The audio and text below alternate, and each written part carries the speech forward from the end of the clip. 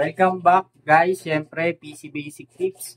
Yung ating channel, kung mapapansin nyo sa mga huling mga upload natin ay puro doon sa mga collectible toys kasi super healthy pa talaga ng mga PC natin. Marami nga lang alikabok pero yung printer, PC super healthy na. Ibig sabihin hindi sila naglolo ko kaya wala akong magawang basic tutorial o hindi mo lang makapagbigay ng basic tips. Kasi talagang wala tayong magagawang video tutorial kasi alam naman yung ating channel gusto ko pag may nasira gagawan ko ng tutorial para makatulong to sa inyo guys na kahit pa paano meron kayong nalalaman kahit pa basic lang yung ginagawa nating video tutorial. Tandaan nyo guys, pag magtatayo kayo ng computer shop, kahit konti lang, di naman sobrang dami natin nalalaman. Yung mga basic lang na sira ng mga PC or printer, dapat matutunan natin lang. Pero hindi naman agad-agad yan. Ay step by step lang. Basic lang lagi sa una. Kumbaga, lagi natin sinasabi. Okay guys, kung naalala nyo yung DDR2.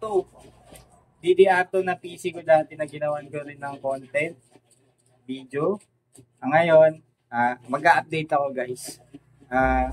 Ililipat ko siya ng case kasi sa sobrang pagmamahal ko sa mga PC, kahit DDR2 pa man yan, kahit sobrang tunda na ng PC natin, binibigyan ko pa rin yan ng halaga guys. Kaya yung nag-iisa kong DDR2 ay papalitan ko ng modern case.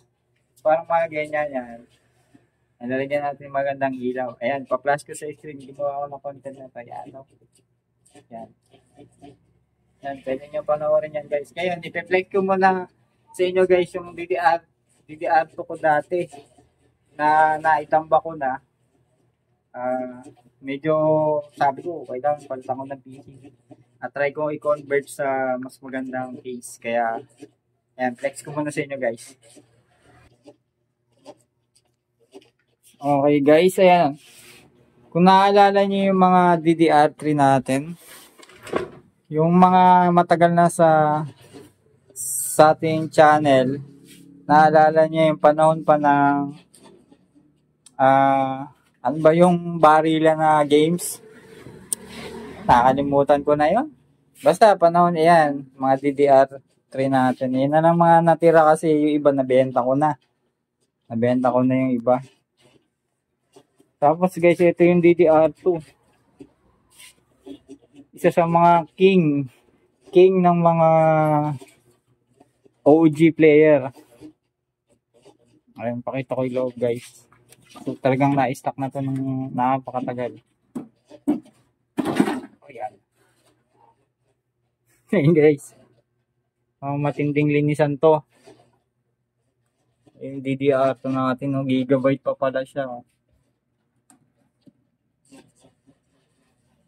Yan, gigabyte pa yung kanyang motherboard, kung daw nagkakamali. And Intel. Apat tong niya eh.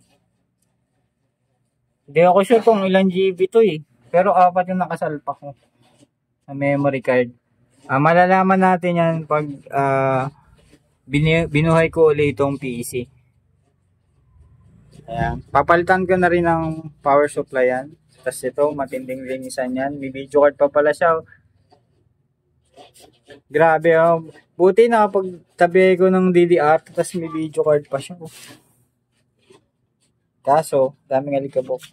Kaya kung makapansin nyo, hard disk lang. Kasi, di ba?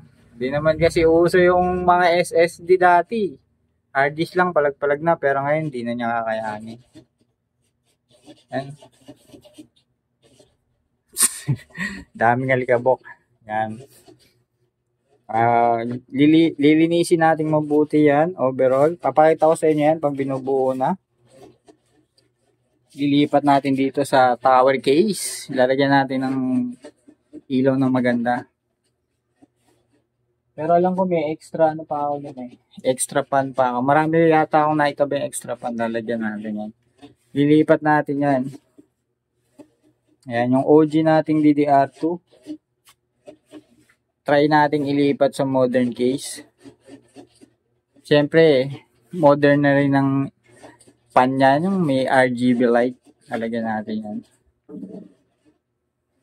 Yan. Grabe, ano? Daming ano.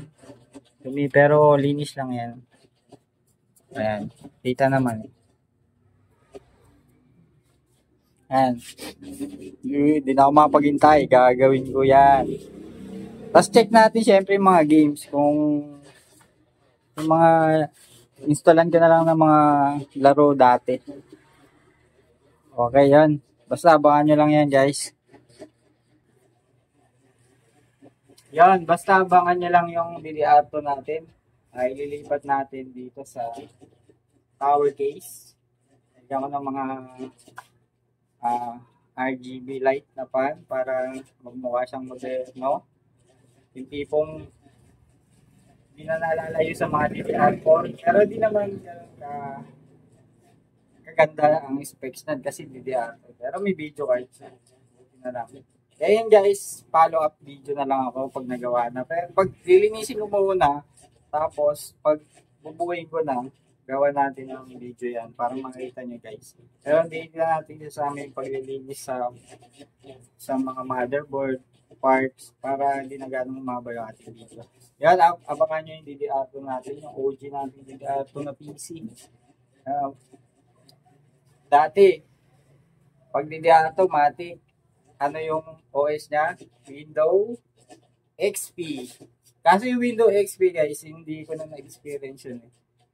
Pero naabutan ko siya. Nag-start ako mag-computer shop, I think, Windows XP. Kasi paano na siya, wala na siya sa mundo ng shop.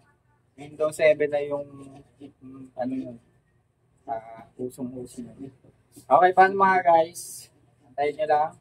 Gagawa na rin natin ng video yan. Pag binuo ko yung DDR natin.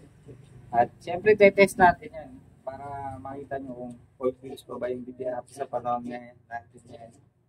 Guys, maraming salamat. Abang-abang lang. Stay lang kayo sa ating page. Marami pa tayong video tutorials, basic tips na gagawin. Thank you guys.